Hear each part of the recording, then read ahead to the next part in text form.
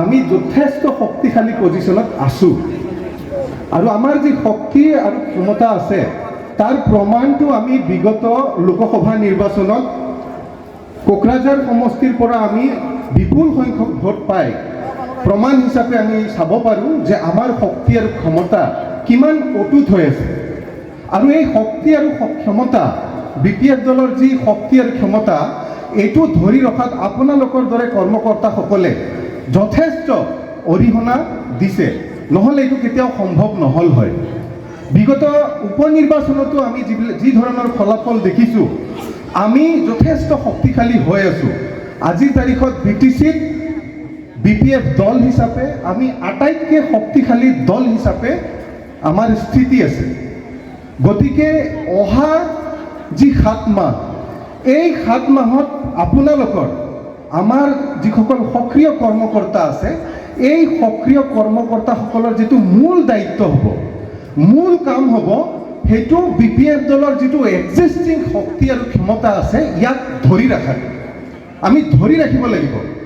যিদৰে ধৰি ৰাখিছিলোঁ সেইদৰে আগন্তুক নিৰ্বাচনলৈকে আমি আমাৰ ক্ষমতাটো একদম কপকপীয়াকৈ আমি ধৰি ৰাখিব পাৰিব লাগিব।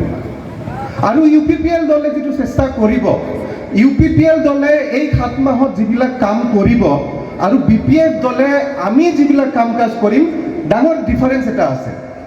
UPPL দলৰ আজিৰ তাৰিখৰ যিটো স্থিতি এইটো অতি দুৰ্বল স্থিতিত আছে তেওঁলোক। আৰু আজিৰ তাৰিখত যদি নিৰ্বাচন হয় UPPL দলে গোটেই BTCত 40টা আসনৰ ভিতৰত 3খন আসন জিকিবনে নাই তাৰো ফাইনেল নহয়। বেলেগটো বাদ দিয়ক, ওদালগুৰি জিলাৰ আজিৰ BTC চৰকাৰৰ ডেপুটি চিফ গোবিন্দ বসুমতাৰী ডাঙৰীয়াই যদি জিকিব পাৰে 2025ত তেতিয়াহ'লে মই ৰাজনীতিয়ে বাদ দিম। মানে তেওঁলোকৰ ডেপুটি চিফে আজিৰ তাৰিখত হাৰাৰ পৰিস্থিতিত আছে। তো এই 7 মাহত UPPL দলে যিটো প্ৰয়াস কৰিব তেওঁলোকৰ সমস্ত শক্তি য'ত ব্যৱহাৰ কৰিব সেইটো হ'ল কিদৰে BPF দলক ভাঙিব পাৰি। 1 নম্বৰ প্ৰয়াসটো তেওঁলোকে কৰিব কিদৰে BPF দলক ভাঙিব পাৰি। আৰু দ্বিতীয় প্ৰয়াস যিটো তেওঁলোকে কৰিব ডাঙৰ মাছ গেদাৰিং কৰি মাছ জইনিং কৰি গ্ৰেণ্ড জইনিং পাতি তেওঁলোকে দেখাবলৈ চেষ্টা কৰিব যে তেওঁলোকে শক্তিশালী স্থিতিত আছে। তো UPPL দলে প্ৰয়াস কৰিব যে তেওঁলোক BPF দলক ভাঙিবলৈ সক্ষম হৈছে আৰু তেওঁলোকে প্ৰয়াস কৰিব মানুহক এইটো দেখাবৰ কাৰণে যে আমি শক্তিশালী স্থিতিত আছোঁ, কাৰণ তেওঁলোক শক্তিশালী স্থিতিত নাই। আৰু BPF দলৰ যিটো কৰ্মকৰ্তাসকলৰ কাম হ'ব এইটো হ'ল আমাৰ শক্তি আৰু ক্ষমতাটো অক্ষুণ্ণভাৱে আমি ধৰি ৰাখিব পাৰিব লাগিব। আজি যি ধৰণৰ একদম কালাৰফুল, আজি মই যদি এইফালে চাওঁ এনেকুৱা যুৱক আহিছে যিবিলাক কিছুমান ইয়াৰ পৰা দেখিব পাৰি কিছুমান ফাৰ্ষ্ট টাইম ভোটাৰ আছে, জীৱনত প্ৰথমবাৰৰ কাৰণে ভোট প্ৰদান কৰিব।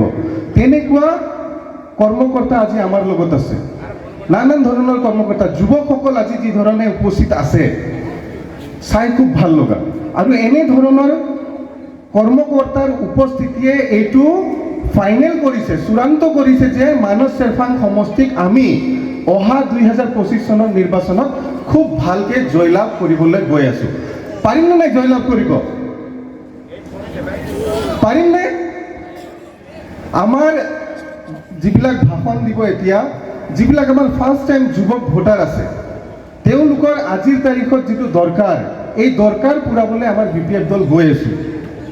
আমাৰ ফাৰ্ষ্ট টাইম ভোটাৰ বা 20, 18, 20, 21 বছৰৰ যিবিলাক ল'ৰা আছে ইয়াতে আমাৰ কৰ্মকৰ্তা আছে তেওঁলোকৰ এডুকেশ্যনৰ কাৰণে যিবিলাক দৰকাৰ হ'ব BPF দলৰ PMB CWC এইবিলাক সিদ্ধান্ত লোৱা হৈছে যে তেওঁলোকক কিদৰে আমি তেওঁলোকৰ ভৱিষ্যত জীৱনটো আগুৱাই লৈ যাবলৈ আমি BPF দলে সহায় কৰিব পাৰিম, আমাৰ চৰকাৰ আহিলে সহায় কৰিব পাৰিম। আমাৰ যিবিলাক যুৱক কৰ্মকৰ্তা আছে ইয়াতে তেওঁলোকে মানস চেৰফাঙৰ যুৱকসকলৰ প্ৰতিনিধিত্ব কৰিছে। তেওঁলোকৰ কাৰণে আৰু মানস চেৰফাঙৰ যুৱক যুৱতীসকলৰ কাৰণে কি ধৰণৰ ব্যৱস্থা আমি লৈ তেওঁলোকক কৰ্মসংস্থাপন দিব পাৰি, এটা ভাল জীৱন তেওঁলোকে কিদৰে জীয়াব পাৰি তাৰ প্ৰয়াস আমি কিদৰে কৰিম, BPF দলে কিদৰে কৰিছোঁ তাৰ কাৰণেও আমাৰ ভালেখিনি কথা আজি ইয়াতে কোৱা হ'ব। এইবিলাক বিষয়ে আপোনালোকে আলোচনা কৰিব। মহিলাসকলৰ কাৰণে আজিকালিৰ ৰাজনীতিত বিশেষকৈ মহিলাসকলক বৰ বেয়াকৈ টাৰ্গেট কৰি লোৱা হয়।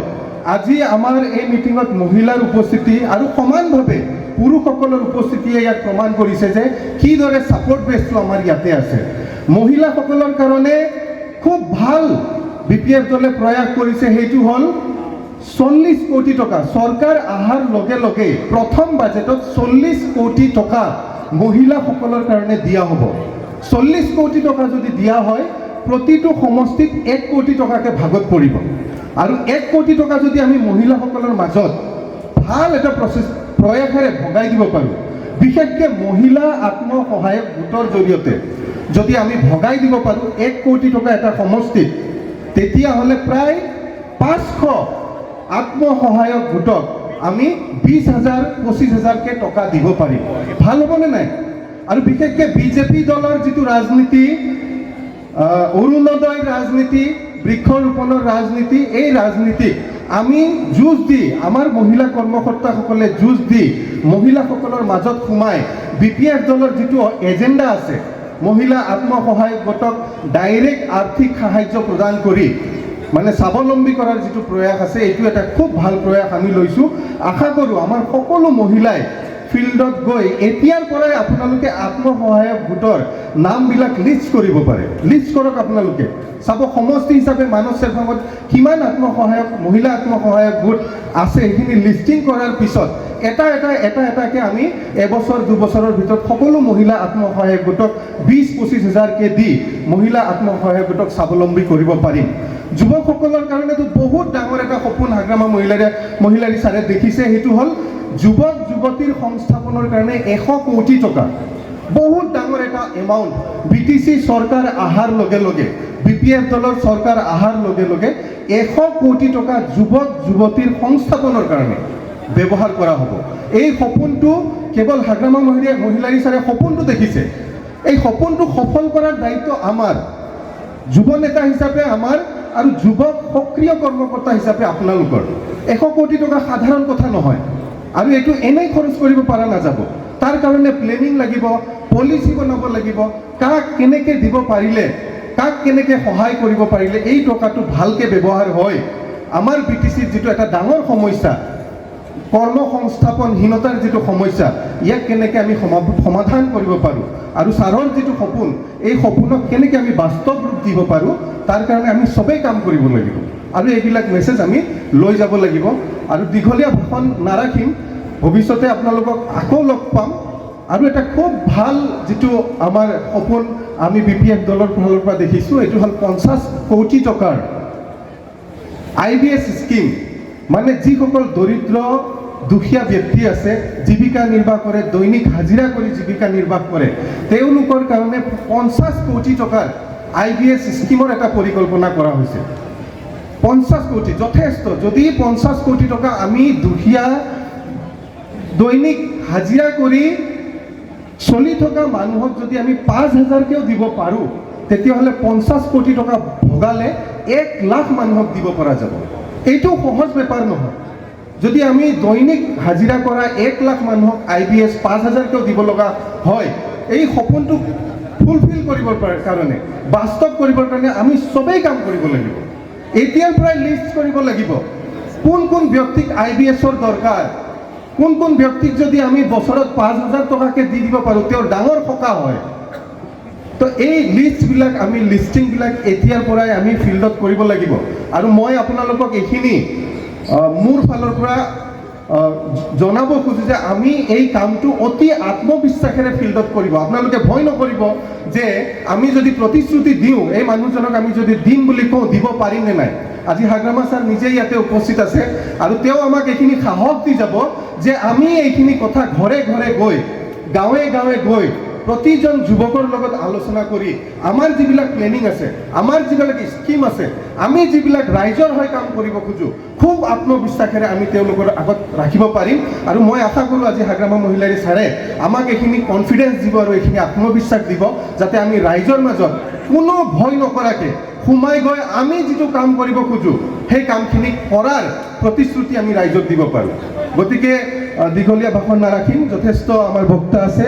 অতশেষত উদ্যোক্তা মণ্ডলীক আৰু মোক ভাষণ দিয়াৰ সুযোগ দিয়াৰ বাবে সকলোকে ধন্যবাদ জনাই আৰু আমাৰ কৰ্মকৰ্তাসকলক কালাৰফুল কৰ্মকৰ্তাসকলক মোৰ ফালৰ পৰা ধন্যবাদ জনাই মোৰ বক্তব্য সামৰণি মাৰিছোঁ। ধন্যবাদ।